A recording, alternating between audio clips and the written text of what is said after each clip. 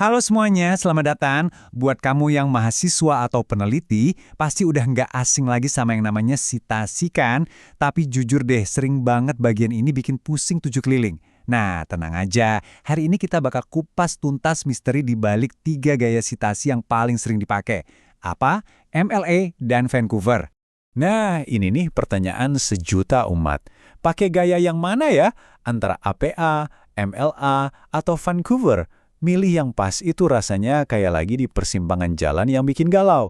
Bingung mau belok kemana? Eits, tapi tenang, kamu nggak sendirian kok kalau bingung. Yuk, dalam beberapa menit ke depan, kita bakal bedah bareng-bareng kerumitan ini. Kita ubah jadi panduan yang super simple, biar kamu bisa nentuin gaya sitasi yang pas dengan PD.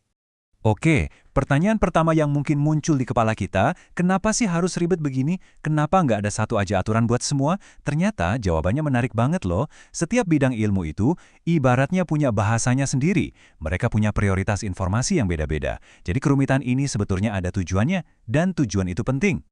Sekarang, yuk kita kenalan sama 3 jagoan utama di dunia sitasi. Anggap aja gini, apa dari American Psychological Association, MLA dari Modern Language Association, sama Vancouver ini tuh punya kepribadian yang beda-beda. Masing-masing dirancang khusus buat kebutuhan bidang ilmunya. Nah, penasaran kan bedanya di mana? Yuk kita lihat.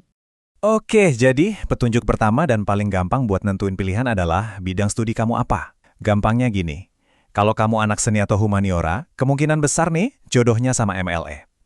Nah, kalau di rumpun sains, ini kebagi dua. Anak-anak ilmu sosial biasanya pakai apa? Sementara dunia kedokteran dan kesehatan itu udah pasti pakainya Vancouver. Nah, di tabel ini kita bisa lihat bedanya secara langsung. Dan ini bukan cuma soal format loh, tapi soal filosofinya. Coba dilihat, apa itu fokus banget sama siapa dan kapan, yaitu penulis dan tahun. Kenapa? Soalnya di ilmu sosial, informasi terbaru itu penting banget. Beda lagi sama MLA, yang fokusnya ke siapa dan di mana persisnya. Penulis dan nomor halaman. Ini krusial banget buat nunjuk ke kalimat spesifik di karya sastra misalnya. Nah, kalau Vancouver, dia paling efisien. Cuma pakai nomor aja. Kenapa? Karena di dunia medis, yang paling penting itu datanya, bukan siapa penelitinya. Nah, ini dia contohnya, biar lebih kebayang. Kita bisa lihat langsung bedanya di dalam kalimat. Di satu sisi ada gaya yang fokus ke penulis, kayak APA dan MLA. Nama penelitinya itu selalu disebut. Di sisi lain, ada gaya yang fokus ke nomor kayak Vancouver. Di sini yang diutamakan itu datanya, jadi sumbernya cukup ditunjuk pakai angka yang simpel dan nggak makan tempat. Eits, tapi tunggu dulu. Ceritanya nggak berhenti di 3 gaya ini aja loh. Walaupun APA, MLA, dan Vancouver itu yang paling populer, dunia sitasi akademik itu ternyata jauh lebih luas. Yuk, kita intip sedikit beberapa gaya lainnya. Lihat deh, banyak banget kan? Anak sejarah biasanya pakai gaya Chicago. Terus para insinyur dan programmer, mereka akrabnya sama IEE.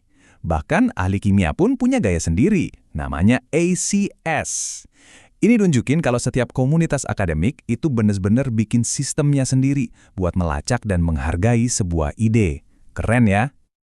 Oke, setelah lihat berbagai macam gaya, sekarang kita masuk ke bagian yang paling penting nih, aturan mainnya. Apapun gaya yang kamu pilih nanti, ada beberapa prinsip dasar yang berlaku buat semuanya. Ini kuncinya biar kamu nggak salah langkah dan tulisanmu jadi rapih.